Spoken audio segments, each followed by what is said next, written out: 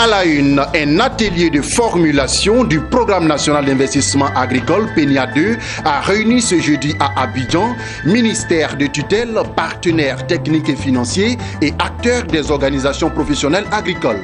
Le PENIA permet une planification cohérente du développement agricole en Côte d'Ivoire. Ouverture de la deuxième édition des Assises ivoiriennes du développement durable dans le secteur privé. 3 jours d'échanges et de réflexion entre experts du développement durable et les entreprises de Côte d'Ivoire.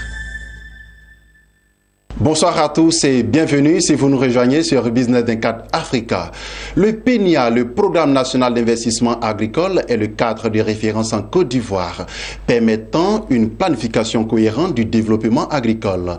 Après le PENIA 2012-2015, l'État de Côte d'Ivoire s'apprête à élaborer le PENIA 2 qui s'étend sur la période 2017-2021. Comment ce programme sera financé et quels sont les secteurs prioritaires? Un atelier de formulation du PENIA 2 a réuni ce jeudi à Abidjan, ministère de tutelle, partenaires techniques et financiers et organisations professionnelles agricoles. Occasion pour le gouvernement de revenir sur le bilan du PENIA précédent. Jean-Charles Sibaï pour le reportage, Sandrine Bamba pour le commentaire. En 2012, le PENIA, en tant que Programme national d'investissement agricole, était présenté par l'État de Côte d'Ivoire comme la boussole du développement dans l'agriculture. Le PENIA 2012-2015 s'est voulu le cadre de référence permettant une planification cohérente du développement agricole.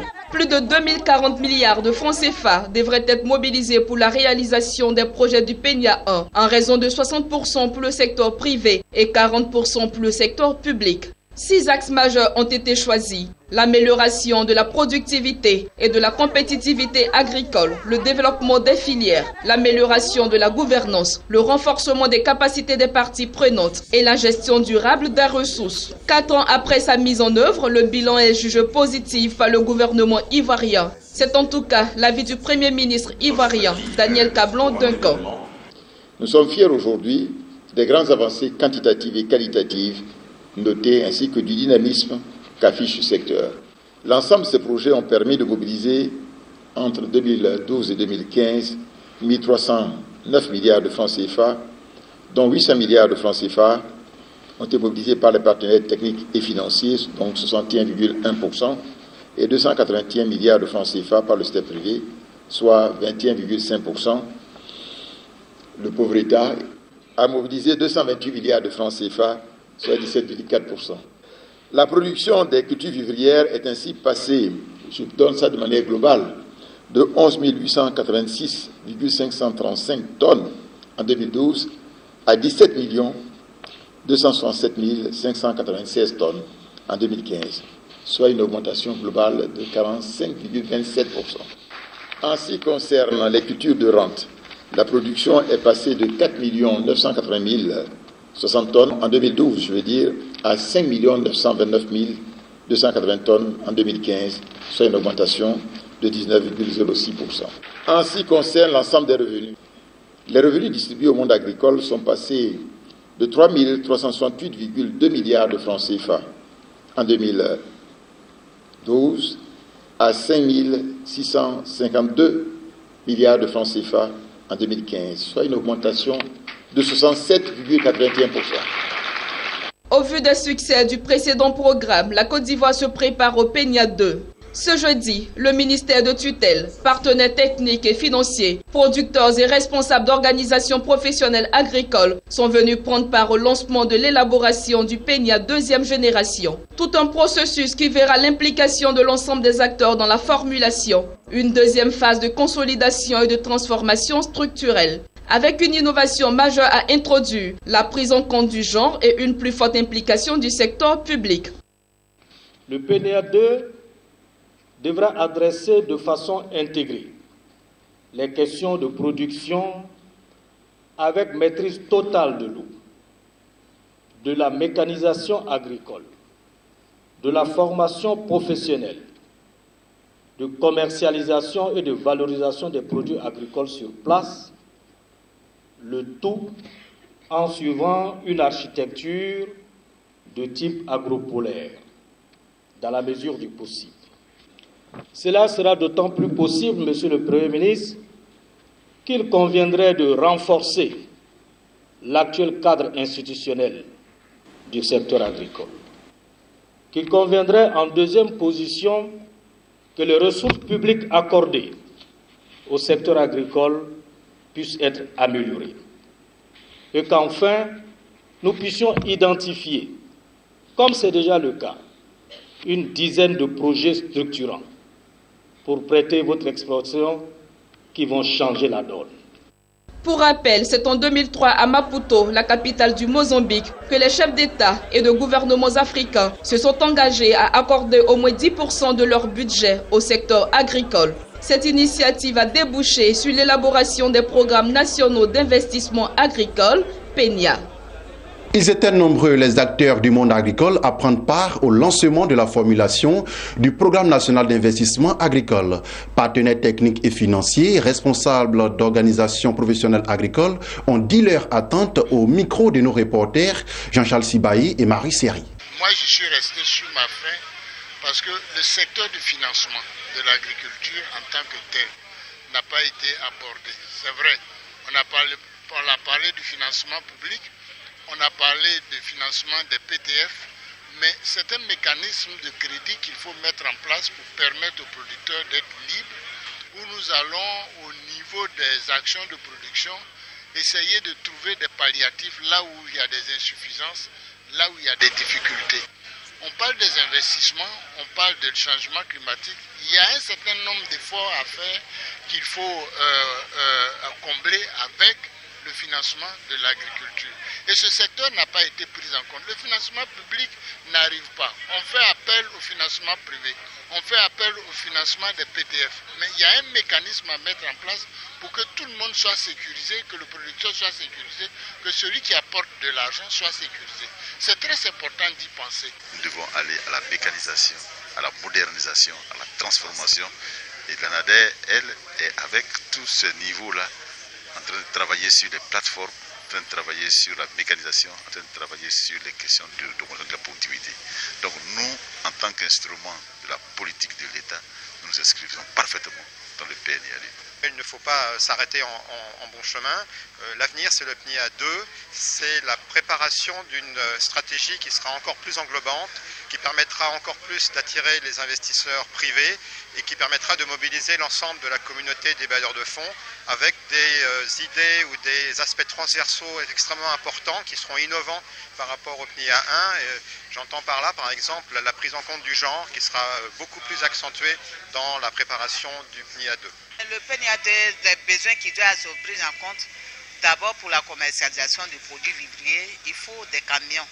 Il faut la conservation même du produit pour que ce qui nous arrivait dans un petit temps où les prix des tomates étaient très montés, qu'avec ces conservations, en tant qu'acteur, que vraiment tout soit à la disposition des femmes. Parce que les femmes travaillent, elles ne regardent pas derrière.